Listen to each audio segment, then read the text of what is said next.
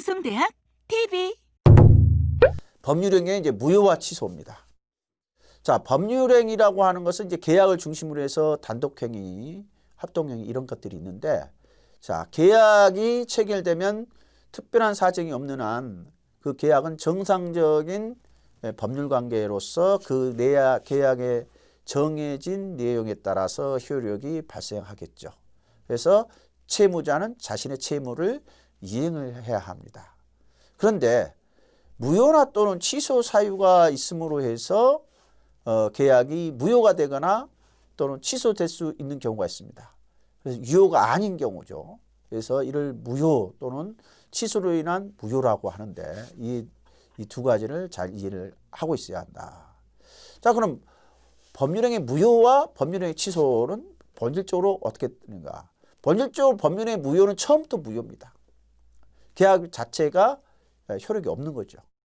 하지만 취소할 수 있는 법률행위라고 하는 것은 체결된 계약은 유효하게 효과를 발생을 하지만 문제는 장애 사유가 있기 때문에 그 장애 사유에 대해서 취소권자가 취소를 하면은 계약이 소급해서 처음에 계약 체결 상태로 돌아가서 다시 무효가 돼버리는. 그러니까 이를 우리는 유동적 유효다. 확정적 유효가 아니라 유동적 유효 상태라고 했습니다. 그래서 취소권자가 취소권을 행사할 때 그때 비로소 확정적 무효가 돼버린다. 이 두 가지. 그래서 사유도 다르고 그 법리의 효과도 좀 다르다라는 것을 알 수가 있죠. 먼저 무효입니다. 자, 무효란 뭐냐? 그리고 얘는 또 이제 무효 사유가 있을 수가 있죠. 무효 사유는 뭐 몇 가지 강행법규 위반한 경우, 뭐 103조라든가 104조, 또는 이제 우리 비진 의사표시, 우리 민법 107조, 이건 상대적 무효라고 하죠. 또는 통정허위 표시에 의한 무효. 이 외에도 의사 능력 자체가 결여되어 있는 경우에 역시 무효로 갈 수가 있겠죠. 자, 무효가 되면 이제 그 관계는 처음으로 원상 회복 관계 또는 부당이득 반환 관계가 되겠습니다. 그리고 무효는 원칙적으로 전부 무효지만 일부 무효라는 게 있을 수가 있고, 또 무효행위의 전환이라는 것에 대해서도 다른 법률행위 요건을 갖추면 그 무효로 볼 게 아니라 새로운 법률을 보는 게 훨씬 사회적으로 낭비적 요소가 적겠죠. 또 추인이라는 게 있는데 이제 무효인 행위를 추인하는 경우가 있을 수가 있습니다. 무효인 행위 중에서 절대적 무효 중 예를 들어서 강행법규 위반함, 사회 질서에 반한, 도덕률에 반한 그러한 경우에는 안 되겠죠. 추인이 불가능합니다. 하지만 그러한 영역이 아니라면 얼마든지 추인을 통해서 유효로 만드는 그런 것도 가능하다. 자, 그럼 무효 사유를 좀 보면 이 절대적인 무효로서 의사 무능력. 자, 의사 표시를 할 수 있는 능력이 전혀 없다라는 겁니다.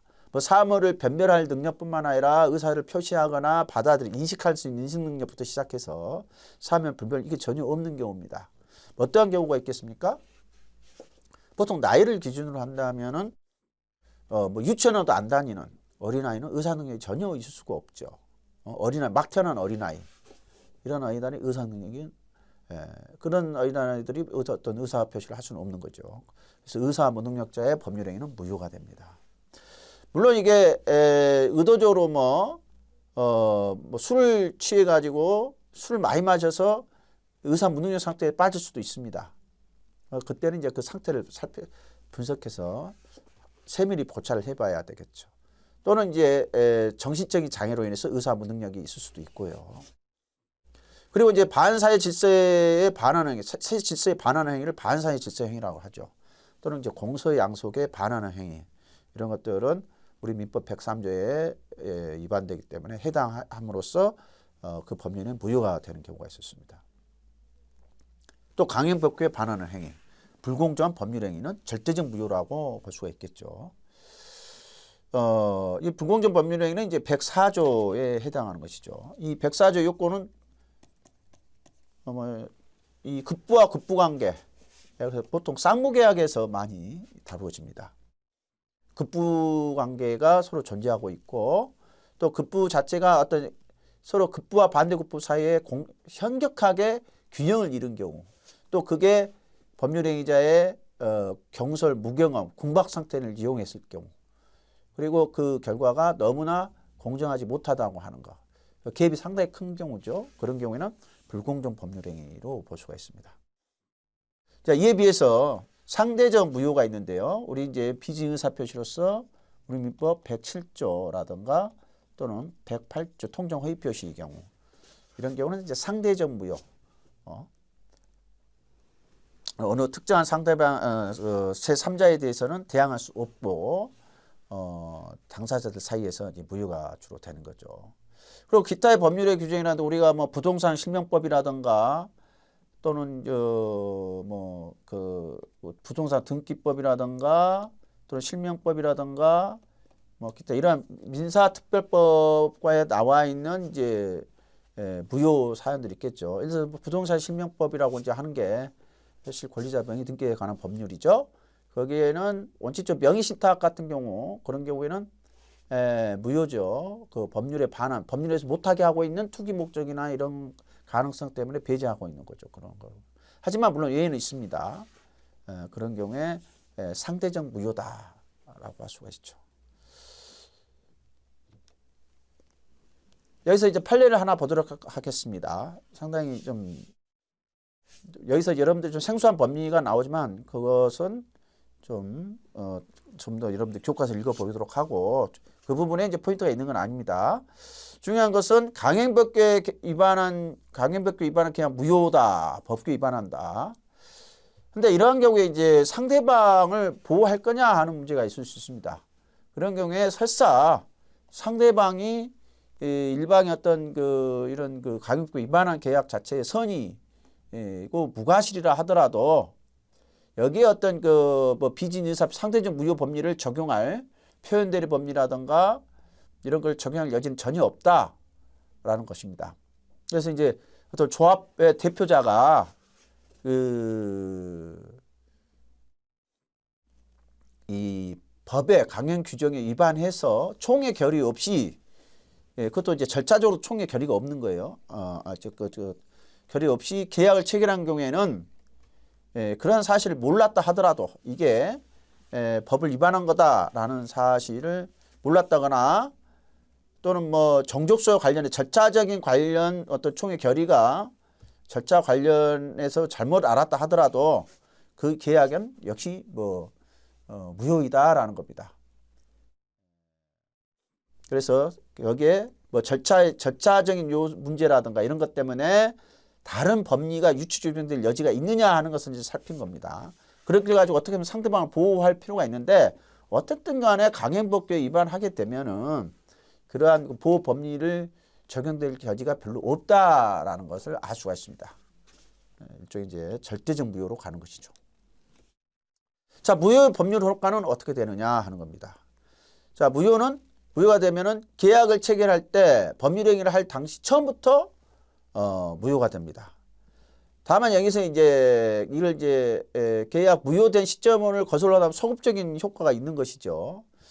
하지만 이에 대해서 좀 예외적으로 장래를 향해서만 무효가 되는 경우가 있을 수 있습니다. 예를 들어서 과거에 이미 이루어진 사안을 거슬러 올라가는 것은 불가능하다라고 볼 수 있는 경우죠. 여기서 계속적 급부관계라고 하는 고용계약이라든가 조합계약 이러한 것들은 소급하기가 불가능한 거죠. 그래서 그것은 장래를 향해서 무효입니다. 그래서 고용계약에서 이미 일을 했는데 고용계약이 무효라고 해서 이미 일한 것을 다시 되돌릴 수는 있느냐? 그건 불가능하다는 것이죠. 그래서 그 무효는 원칙적으로 처음부터 무효 두 가지 정도 빼놓고는 처음부터 무효인데 그 관계는 부당이득 반환 관계라고 볼 수가 있습니다.